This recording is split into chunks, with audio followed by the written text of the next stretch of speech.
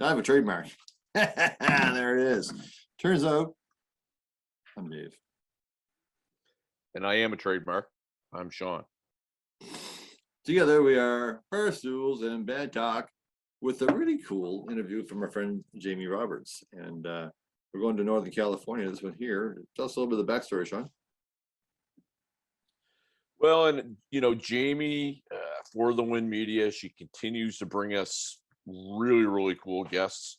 I don't know where she finds these folks, man, but and she always, there's always a really good bit of information. I just want to read something very quick so people get an understanding. Noble Poets Never Fit In tells poignant story of domestic violence. Southern California duo Noble Poets has come to shine a light on the lighter side of life. Jevon Barnes, who we're going to talk to here in a minute, and Caleb May are bringing honest, earnest brand of hip hop derived from the real life to real fans of the genre. And they were discovered by Brian Head Welch from Korn. So which is very cool. So without further ado, I think we need to get this going. We chatted with this guy for a couple minutes here before we started.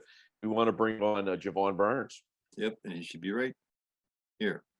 Welcome, sir. Welcome. Thank you for having me. So just before I started, I read a little bit of the press release that Jamie sent us, and it basically says Noble Poets has come to shine a light on the darker side of life. Why don't you explain that? First off, tell us about your duo, what you guys have been up to, but with this project that you just released. Yeah, so the group's Noble Poets. I'm the lyricist. I go by Old Dirty White. My real name is Jevon Barnes. Caleb May is my record label partner, and he's the other half of Noble Poets. He's the singer on the album. Never Fit In the record's called The Beautiful Flaw. Never Fit In is the first single with video that was released November 6th. So we'll be releasing 4 singles off the album, 4 videos, and then the full album will drop in 2022.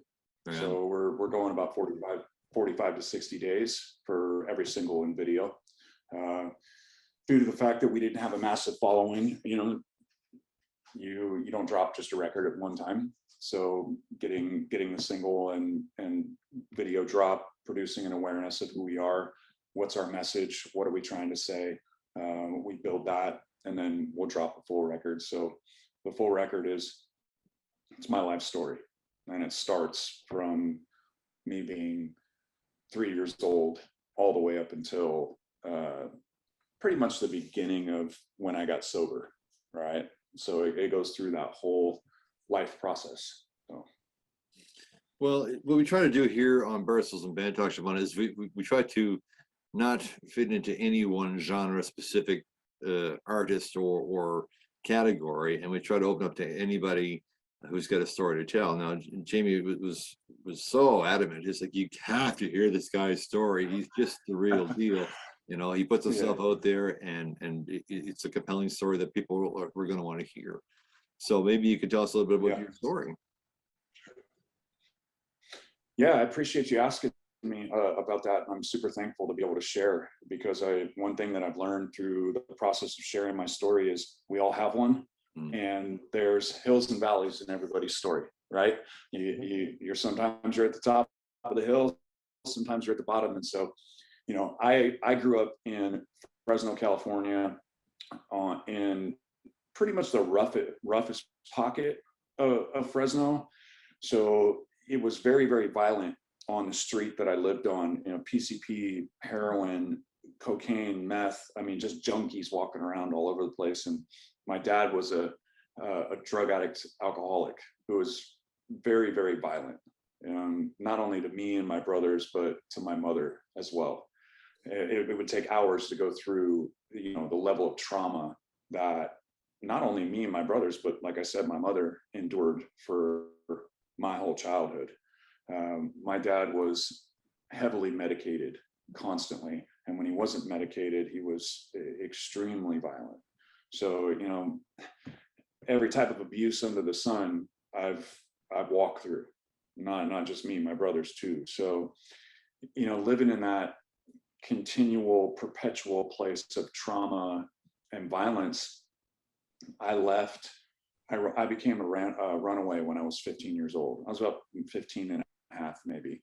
And I hit the streets with, you know, a backpack and some clothes and, you know, a couple $100 in my pocket. And I'm giving you the sum up version of this, but I essentially turned that couple $100 into $400, and then turned that $400 into $800, and started just learning how to sell drugs on the streets. And it was shortly after that, by the time I was like 18, I had learned the game, and I had learned how to work with people that were higher up in the game than I was. And I realized that living in Fresno, I was never going to get ahead. So I took the money that I had and moved to Humboldt County. And Humboldt County is where, at the time, 90% of the world's high grade weed was grown in the Emerald Triangle. And I knew that. So I essentially had a game plan in my head that if I could take these street skills that I've learned, if I could survive being homeless, sleeping on the ground, sleeping on the bathroom floors, if I could survive that and then survive my childhood, moving into Humboldt County, which is kind of known as a hippie culture, if I could survive everything that I went through, I could move to Humboldt County and do really well. That was my mindset. And so around 18, I moved to Humboldt. By the time I was 20, I was selling in between $1 million to $3 million a month, depending on the month. And I had cartels from Fresno coming up, because those are the people that I bought off when I lived in Fresno. So I ended up being their dealer. They were my dealer, and I ended up being their dealer. So I had a whole family, several families that were involved, that were sending up drivers that were picking up loads. I had a driver that was driving to San Francisco 3 times a month, and that was anywhere from 80 to 150 pounds. And back then, the pounds were 4,400 a pound. So I'd roll into San Francisco, drop 100 pounds, and then get my driver their money, send it back up to the top of the hill, because everybody that I was purchasing off of was Murder Mountain. I don't know if you guys saw that Netflix show, but I was like one of the major brokers in Humboldt County at the age of 20.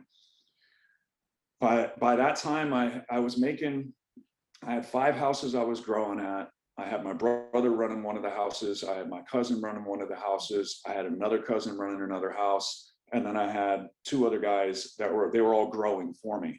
So I had my operation and then several others. And then I was brokering everybody else's loads, because they didn't have people to sell it to. And I happened to have all these connections in Frisco, in LA, and San Diego, all up and down, California. So I kind of became the go-to guy where, if you need to move $500,000 worth of weed and you need to move it quick, I was the guy to get that done.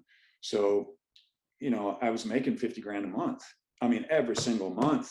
And that's when, once I started making that kind of money, that's when the trouble began for me, because I was severely broken and in an enormous amount of pain. The abuse that I went through as a kid was enough for 10 lifetimes. I mean, the beatings were just so severe and so constant that even the words, I didn't have a name as a kid. My name was Nimrod. I didn't have, like, it wasn't like, hey, Jevon, like, I love you. Like, I never felt that as a child. So I took that power and authority and used it, that chip on my shoulder, but at the same time, I was medicating. So the cartel that I was, it was a group of Hispanics that were in Fresno. So they were bringing up bricks of blow for my personal use. So they'd just drop off 8-ounce bricks. And that's a lot. An 8-ounce brick for a 20-year-old kid for personal. I wasn't selling cocaine, I was using it, right? So, and then I had another guy who had a connection with a pharmacist. So he'd bring up, one of those big quarter-pound bags filled with Xannies. So I had enough Xanax to get a stadium high. And then I had another guy that I knew that was friends with a chemist who worked with the Grateful Dead. So I was getting 10,000 hits of LSD at a time. And then that was in my freezer. So, I mean, I usually at least had 1,000 hits in my freezer on hold. And so I had essentially a pharmacy in my house, and I had bought just a monster house on 5 acres of redwoods right by the beach in Humboldt County, and would just go on benders, man, for days at a time. I mean, we just eat so much LSD and snort so much cocaine and eat as much pills as we could get our hands on. And I was just abusing at a very deep level. I mean, all of us, we called ourselves rock stars without instruments, because all of us had so much money we could buy and do whatever the hell we wanted to do. And, there was no accountability at all. It was like the wild, wild west. None of us were paying taxes. So, you're making 50 grand a month. That's like 100 grand a month. The feds didn't have their hands in my cookie jar. So I built a glass manufacturing warehouse where I had 10 guys that were blowing glass under me. In the midst of my addiction, I had learned how to blow glass, and I had some of the top glass blowers in the world teach me how to blow glass, and that was kind of what kept me somewhat stable, was owning that business. I had delivery trucks and accounts all over the place, but I essentially owned a bong company, and we manufactured bongs for the head shops. So that was my front, right? But the more money I made, the deeper I got into addiction, right? In the midst of that, I had So it was never enough. No, I couldn't fix this, man. The pain, the abuse was so deep, and it wasn't just the abuse. I had an enormous amount of power, the authority that I had. I had guys that were under me that were in their mid-30s, and to have this type of influence at such a young age, it was just so much. And I couldn't medicate myself out of the problem. Essentially, I had a daughter when I was just turning 21. She's in grad school now in Washington, but she was living with me in the midst of these week-long parties. In the midst of walking in my garage, I had a 20 by 20, and it was like filled with plants and lights. And I mean, this poor kid was just around what I was doing was almost repeating what was taught to me, removing her being sexually abused, emotionally abused, mentally abused, physically abused. That stuff was not part of her life, because I just would never do that. But she was around the drugs. She was around seeing women all over the place. She was, people be coming through my house that she'd never seen before, that would be there for 4 or 5 days because they're so spun out on LSD and cocaine that they can't drive, right?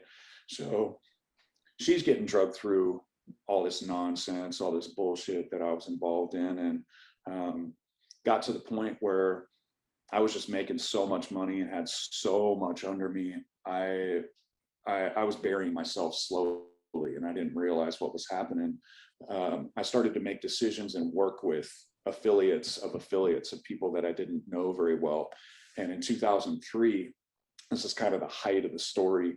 We're doing a deal down about 5 miles away from Murder Mountain. We got 150 grand in the trunk, and the guy who was supposed to bring the load shot my friend in the head next to me twice, and then the gun jammed at my head, right? And he's trying to unjam the gun to murder me, right? Well, I get out of the car and I run up to the top of the 101 South, and there's nobody around. I mean, it's in the middle of nowhere. And I got down on my knees and I prayed. I kid you not. And I said, God, if you get me out of this, I'm out the game. I'm done. I'll never turn back. I kid you not. This is a real story. A Suburban pulls up within 2 minutes of me praying, opens the car door, and he goes, "Hey, I'm a rabbi. Where do you need to go?" And I go, "A rabbi from the Bible?" I said, "You're lying to me." I said, "A rabbi from the Bible?" He said, "Yeah, from the Bible. I'm a real rabbi. Where do you need to go?" And I was like, "Well, I live in Fieldbrook." He's like, "That's an hour away." And he said, "Get in the car. I'll take you." And I was like, I got in the car. I had nowhere else to go. I had nowhere else to turn. Well, I'm looking out the window of the Suburban, And I'm seeing helicopters flying in the dang air and hundreds of cops going up and down the 101 because they're trying to find the guy who just shot my friend for dead and threw him on the ground and left him for dead on the ground. He stole our car. So I get to the edge of Eureka on the 101, and the rabbi goes, these cops are here for you.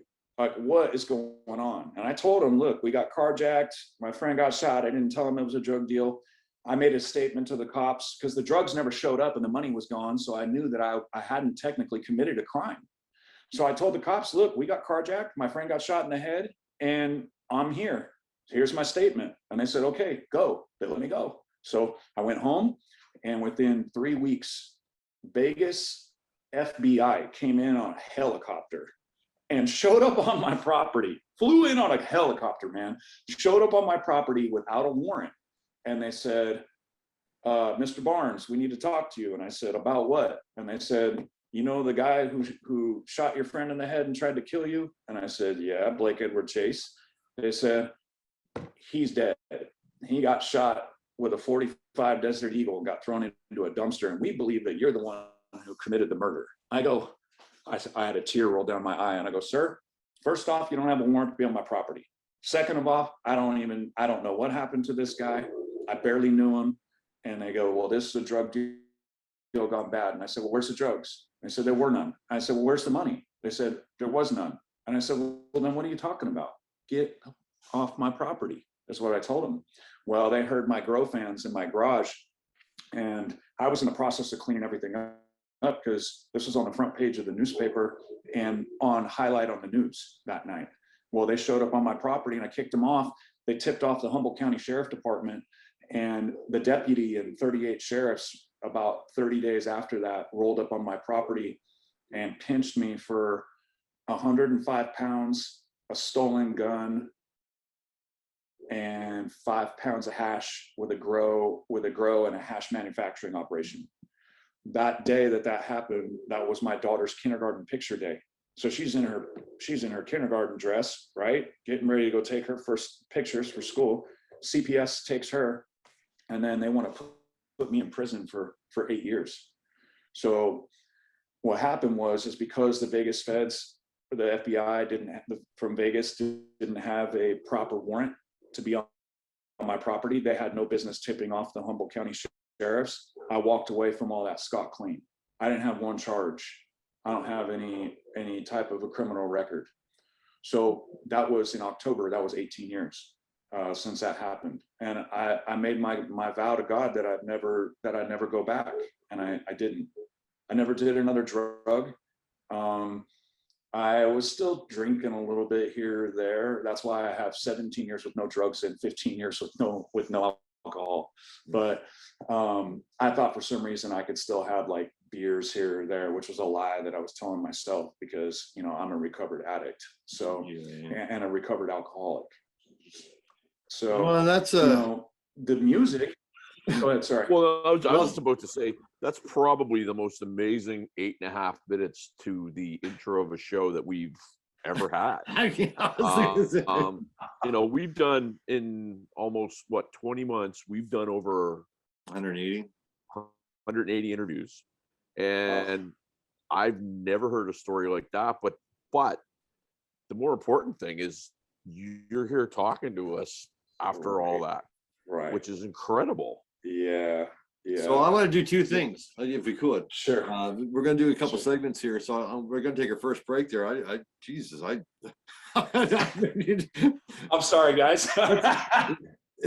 No. And I want so we'll do our first break, and I want to see how this story translates into your music and your art and your message going forward. That's what I want to hear. And before we go, is your daughter been unscathed from all that?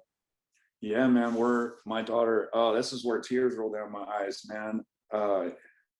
Man, that kid is like, she's part of, I looked at her dead in the eyes and I go, Kinsey, look at me right now. I promise you I'll never go back. I'll never drink. I'll never do drugs. I'll never sell another pound. I promise you. And my dad told me that as a kid, because he'd be like, oh, I'm going to get sober. I'm going to stop doing that to your mom. I'm going to stop doing that to your brothers. I'm going to stop doing that to you. Never happened. I told my kid, I said, look, I'm done. I mean, CPS took my kid, right? Well, I ended up getting full custody of her when she was 11. I went through seven court battles to get her. And I got full custody of her. She's now getting her master's and PhD in Washington. Wow. So, you know, the next video, Cell of Fear, not Humpty Dumpty, that's coming out in a couple weeks, but Cell of Fear, that is about her, about what she witnessed. And so she wrote the screenplay to the video. Very cool. All right. Yeah. Let's do this. We'll do our break. We'll Yeah. come right back and we'll get the rest of the story. Sure. So.